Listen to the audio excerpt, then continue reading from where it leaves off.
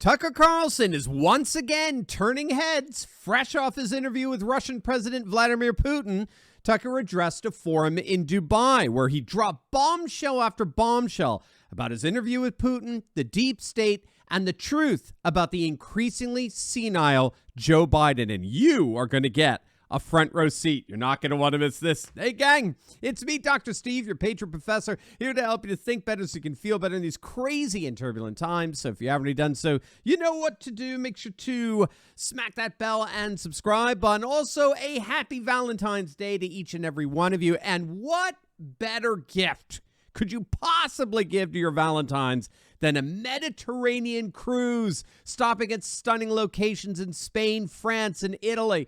Well, guess what, gang? Our special Turley Talkers cruise this summer still has some cabins left. And if you click on that link below right now, one of them could be yours. Because this is Valentine's Day week, my team has brought back our early bird pricing that some of you may have missed out on for just this week alone. So if you've been wanting to come with me on a Mediterranean cruise but haven't locked it down yet at that discounted price, well, guess what? Now you can. And if you sign on before the deadline next week, you'll also get a special dinner with me on the cruise. Gang, this cruise is going to be absolutely incredible. It's going to be filled with educational seminars, enlightening excursions, and honestly, just a relaxing time together as courageous patriots celebrating the fall of globalism and the rise of a new conservative age all over the world. But don't wait. The early bird pricing ends midnight February 16th. So click on that link below right now and put a deposit down on one of the few remaining spots. And if you go to cruise.turleytalks.com, you can find all the information, including a Q&A. So click on that link below or go to cruise.turleytalks.com. And I can't wait to see you on this amazing trip in August. This week, Tucker Carlson spoke at the World Government Summit in Dubai, arriving there after his widely viewed interview with Russian President Vladimir Putin. Tucker was asked by Egyptian journalist Imad Eldin Adib what motivated him to interview Putin. I'll start in reverse order. Why now? Well, I've been trying for 3 years to do this interview. The U.S. government prevented me from doing it by spying on my text messages and leaking them to the New York Times. And that spooked the Russian government into canceling the interview. So I've been trying to do this, but my country's intel services were working against me illegally, and that enraged me because I'm an American citizen. I'm 54. I pay my taxes. I obey the law. And there was no expectation in the America that I grew up in that my government and its intel services, NSA and CIA, which were always outwardly focused on our foreign enemies, would be turned inward against American citizens. And I'm shocked by that, and I'm infuriated by that. And so once I discovered that that was happening, and I confirmed it was happening, and they admitted that they did it, then I was totally determined, monomaniacally dedicated to doing this interview, not simply because I want to know what Vladimir Putin is like and what he thinks about a war that is resetting the world and really gravely damaging my country's economy, but also because they told me I couldn't on the basis of illegitimate means and for no really clearly stated justification. And I thought that can't stand. I want to live in a free country. I was born in one. And I'm going to do whatever small thing I can do to maintain, the society that I love. Now, what Tucker just said there really was insightful. The intelligence agencies that were set up after World War II and during the Cold War for spying on and disrupting our foreign enemies are now being used to spy on and disrupt American citizens like Tucker here at home. And we need to understand the connection between those two dynamics. Mark Twain once quipped, "America cannot have an empire abroad and a republic at home." And what he meant by that is that eventually the very same coercive mechanisms that are used to maintain control abroad will eventually be used here at home. And that's exactly what we're seeing today. Ask anyone out of the side of the United States, which I've done many times. Ask anyone outside of the United States, and you're going to hear a very different perspective on America from anything we'd hear from our founding fathers. They tend to see America as a bully, as a policy dictator that imposes its will on foreign populations, regardless of whether they welcome it or not. What we're experiencing today is simply those same dictatorial authoritarian tactics that have previously been directed at the foreign other, now directed at us. Tucker was then asked about his partisan leanings and whether he's as much a cheerleader of Trump and the Republicans as so many of his critics allege. My views are not very interesting. I'm not sure how I'd characterize them. They're changing as quickly as the world itself is changing. And as a matter of principle, I think that, that your views should change when the evidence changes, and assumptions that you had in the past are proven wrong. That has happened to me virtually every month of my life. If you pay close enough attention, you can rate your own performance, just as if you're betting on sports. I lost that one. And when you do, when it turns out that the things you thought were true were lies, you should admit it. So what are my views? I'm not certain. Tell the truth is my main view, and I plan to do that to the best of my ability. So Trump played no role in this whatsoever. There's obviously an election in my country coming to fruition in November. I have no idea what's going to happen. I think that the current administration is very obviously incompetent, and the president is senile. That's not an attack. Everyone knows it. It has now been confirmed, I would say, this week in the report that you're all familiar with. But and that's very sad. But it had sort of nothing to do with the interview. I wanted to interview Putin because he's the leader of a country that the U.S. government is sort of at war with, though not in a declared way. So that was fascinating. I mean, there you just had a leading journalist in the United States, Tucker Carlson, publicly affirm before an international audience in Dubai that our current incontinent-in-chief is most definitely senile. I mean, that's significant enough. But I found it very interesting how Tucker explained how his politics have changed of late. And I think what Tucker just said there applies to a lot of us, right? I voted for Bush, George W. Bush, twice. I voted for McCain. I voted for Romney. I'd as soon as cut off my right hand before I vote for any one of those guys ever again. What Tucker just said there was very helpful. It's okay to say, yeah, my political views have changed. In this crazy and turbulent world, how could they not? The more I learn, the more I adjust my politics to align with what I know. For example, I think the major realignment that so many of us have gone through is a shift away from seeing politics horizontally, left versus right, Democrat versus Republican. And instead, as we notice how there's virtually no difference between Republicans and Democrats, they both equally serve the donor class, our politics have realigned away from a horizontal divide to a more vertical divide, where the new animosity is now between the people versus the political class, the ruled versus the rulers. And so it tends to transcend the horizontal partisan divide of left versus right or liberal versus conservative. This is probably the biggest change in our politics over the last 10 years, certainly since the Tea Party movement. And in many ways, it's a realignment that's happening in comparable ways in countries all over the world. Comparing the culture, the competence between Vladimir Putin and Biden, how do you see the two men now running the world? I mean, if this were boxing, the fight would be called by the medic.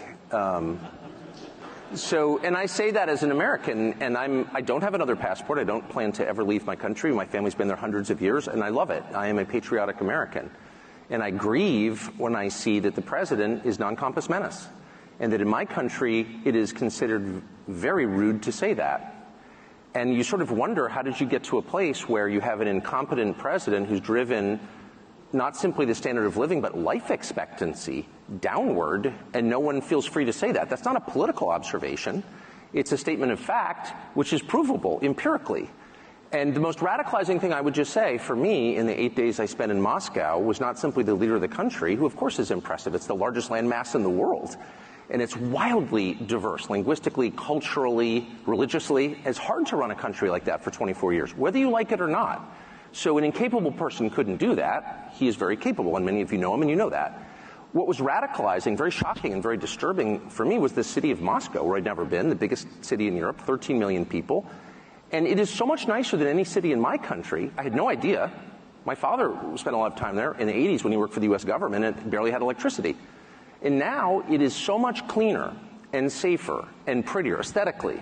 It's architecture, it's food, it's service, than any country, city in the United States that you have to, and this is non-ideological, How did that happen? How did that happen? And at a certain point, I don't think the average person cares as much about abstractions as about the concrete reality of his life. And if you can't use your subway, for example, as many people are afraid to in New York City because it's too dangerous, you have to sort of wonder, like, isn't that the ultimate measure of leadership?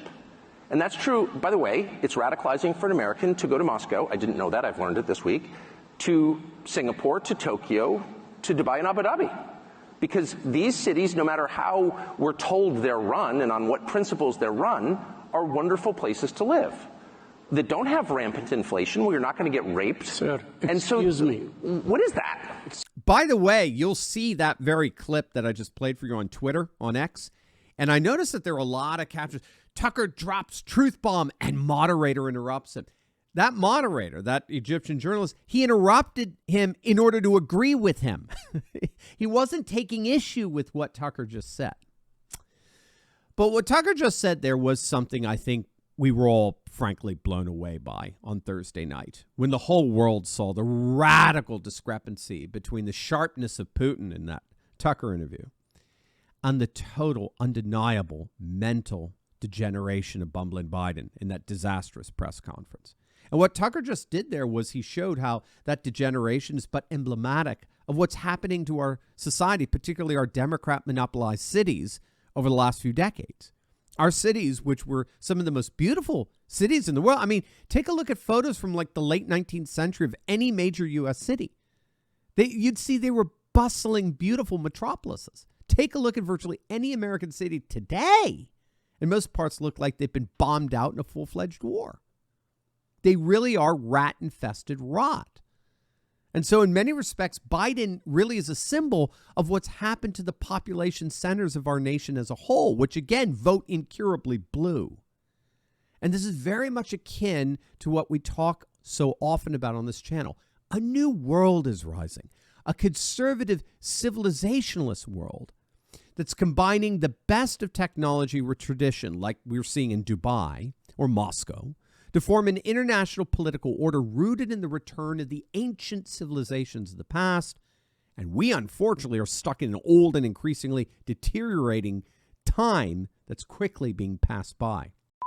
Finally, Tucker gave a profound perspective on the United States and its role in the Israeli-Hamas conflict. Sir, do you have an explanation till this moment, since the Gaza events took place, till now, nobody came out and said how on earth the United States of America is vetoing the stoppage of fire, how a country would veto not to continue war, how somebody is against stopping a war.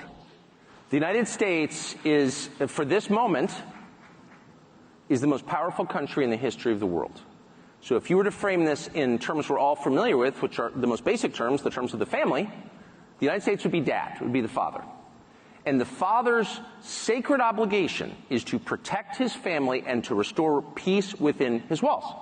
So if I come home, I have 4 children, if I come home from work and 2 of my kids are fighting, what's the first thing I do? Even before I assess why they're fighting, before I gather the facts and know what's happening, I stop the fight. I stop fighting. Yes. So if I come home and I have 2 kids fighting and I say, go, beat the crap out of them, I am evil, because I've violated the most basic duty of fatherhood, which is to bring peace, because I have the power. I'm the only one who can bring peace.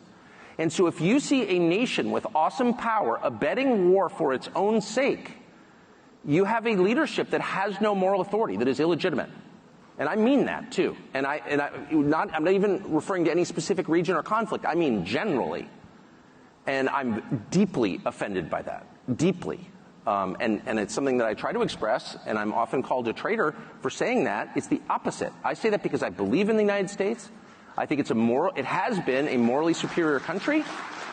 And if we allow our leaders to use our power to spread destruction for its own sake, that is shameful. It's a binary, okay? It's a black and white. It's a 0 and a 1. You are either creating or you're destroying. You're improving or you're degrading. And that's how you know whether something is good or bad, whether it's virtuous or evil. If you just judge the fruits. By its fruits you will know it. And I'm very distressed and concerned that we are entering an era where this awesome force for good is instead being used for evil. Now, that's the very definition of a bombshell. According to Tucker, the United States, as it conducts itself as the sole superpower in a dying globalist world order, has lost all moral authority in the way it has conducted itself. And that is one of the major reasons why we're seeing the very definite rise of a very different civilizationalist world order for the future.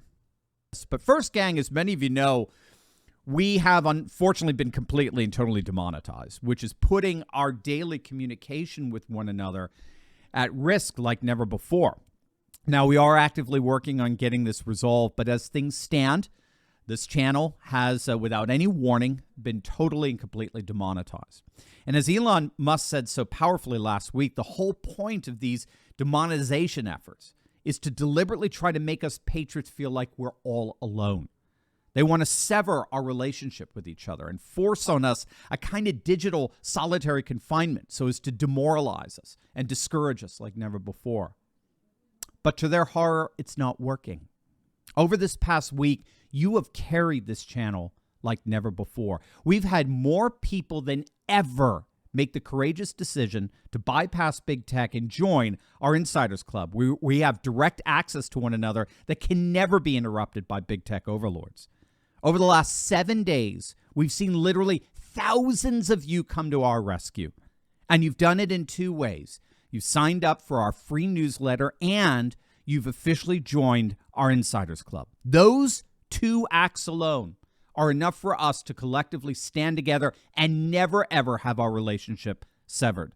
So I'm inviting the rest of you to do the same today, just by clicking on that link below and signing up for our newsletter and joining our Insiders Club. You are guaranteeing that there is nothing that big tech can do to get between us and make us feel like we're in a digital solitary confinement. It's as simple as clicking on the link below right now and opting into our free email newsletter. And once you do that, you can financially support us by joining our Insiders Club. Gang, from the bottom of my heart, I cannot thank you enough for your support during a time like this. You are my heroes.